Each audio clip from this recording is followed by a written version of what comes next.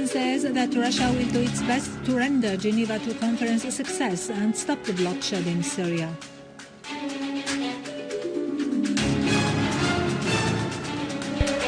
Lavrov and Zarif affirmed that combating terrorism in Syria has become a priority and the Syrians themselves are the ones who determine their future without foreign intervention.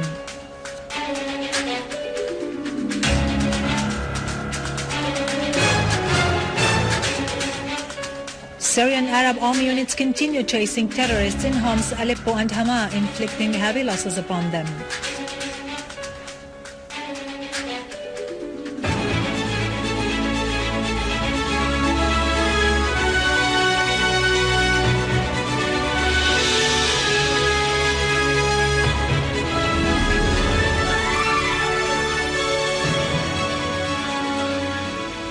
Good afternoon, ladies and gentlemen. I'm Yarado Krikorian from the Syrian television.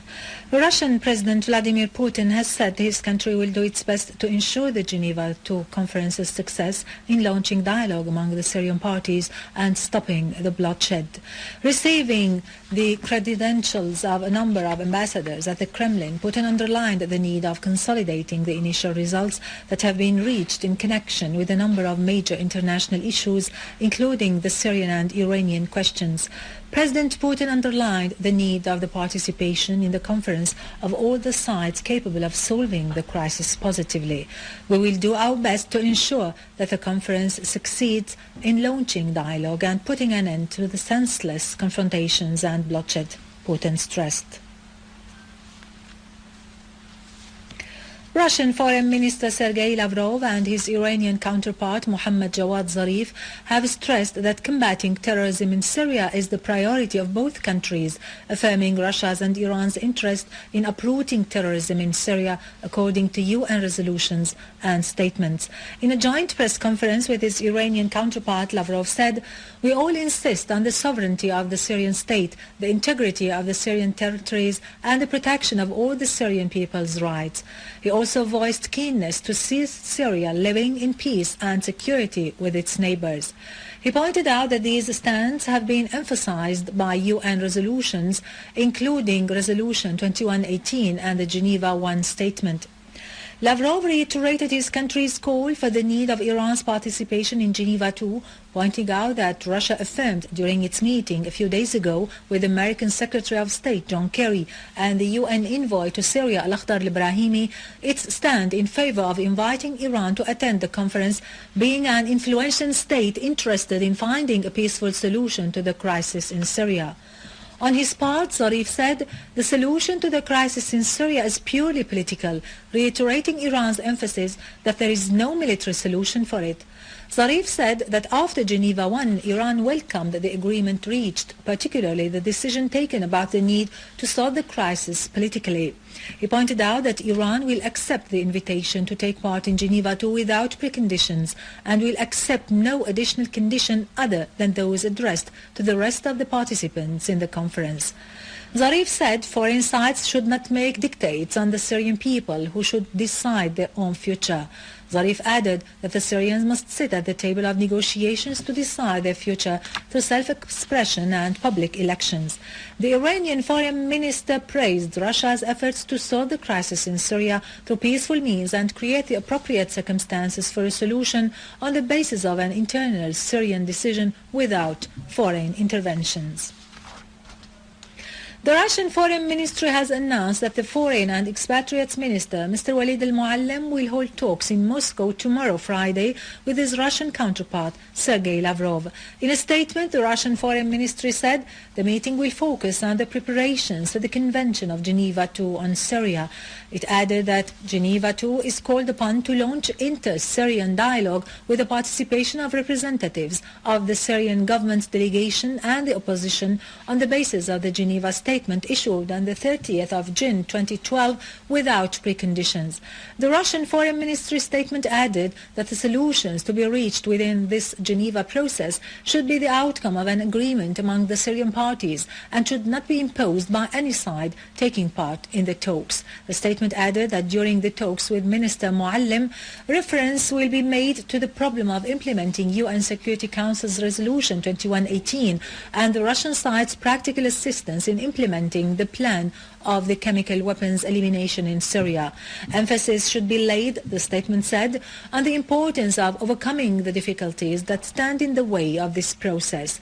The statement added that the agenda of the upcoming meeting tomorrow includes discussion of the prospects of continuing the objective aspects in the Russian-Syrian bilateral relations and the issues of the Russian humanitarian assistance to the Syrian people.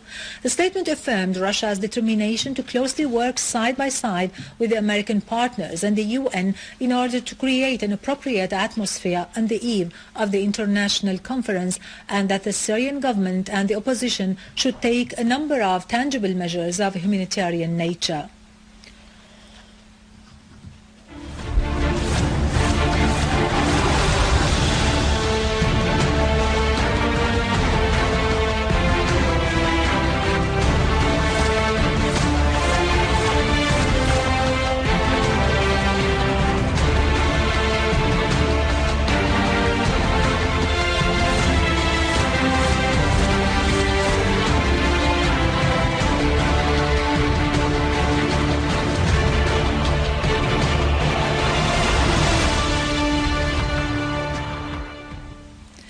Army units seized 2 vehicles loaded with weapons and stolen items in the central province of Hama. The vehicles confiscated in Jinan village in the province contain weapons, ammunition, missiles and satellite broadcasting devices in addition to stolen medicines. Units of the Syrian Arab Army foiled an infiltration attempt by terrorists into Al-Masabir, killing and wounding dozens of them. The army also eliminated an armed gang in Al-War, which was firing mortar shells on safe areas. Army units also targeted terrorist gatherings west of the post office in Al-Rastan, in addition to Bab Houd, Al-Khalidiyya and Ad-Dar al-Kabira. Also in Homs, army units confronted an armed terrorist group which tried to infiltrate from Al-Hula into safe areas, taking advantage of heavy fog, killing and wounding scores of them. A military source told TV correspondent that the infiltration attempt into Al-Usiyya and Fulla was foiled as the army killed all members of the group, adding that other groups fired mortar shells, injuring a number of citizens. Army units destroyed terrorist dens in Daraa and its surroundings, eliminating all weapons and ammunition inside them. Armed terrorist groups were liquidated in the northeast of the Technical Institute in Dar al-Balad and northeast of Atman town as their criminal tools were destroyed.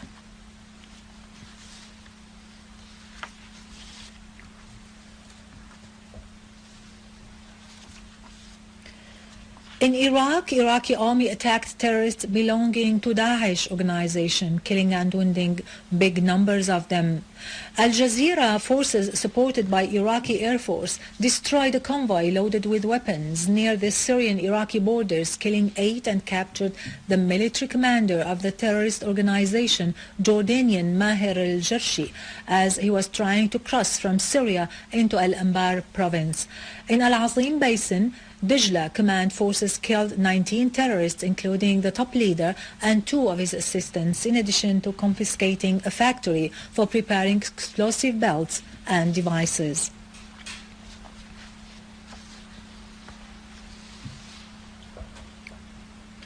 In Lebanon, 4 people were killed and 26 others were wounded following a terrorist explosion by a car bomb near a government building in Hermel, northeast of the country. Lebanese sources stressed that the explosion occurred near 3 banks and government offices, including the Lebanese National Media Office.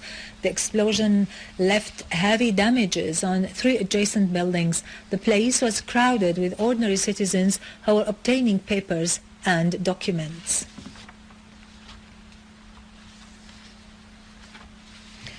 5 people, including 4 children, have been injured in a series of Israeli air raids on the Gaza Strip.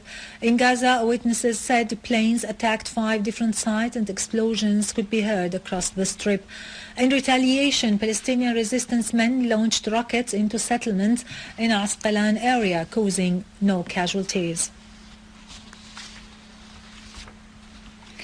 In Egypt, the new draft constitution gained big support among the Egyptian citizens, as turnout was high according to unofficial results, despite the desperate attempts by the Muslim Brotherhood to block the referendum process.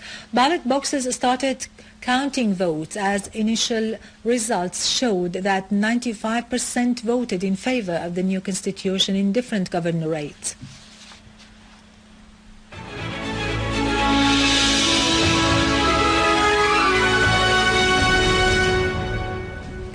Back to our local news, the Syrian Scientific Olympiad concludes its activities in Damascus today as the names of the winners have been announced. The Syrian Scientific Olympiad concluded its activities in Damascus today. The names of the winners have been announced.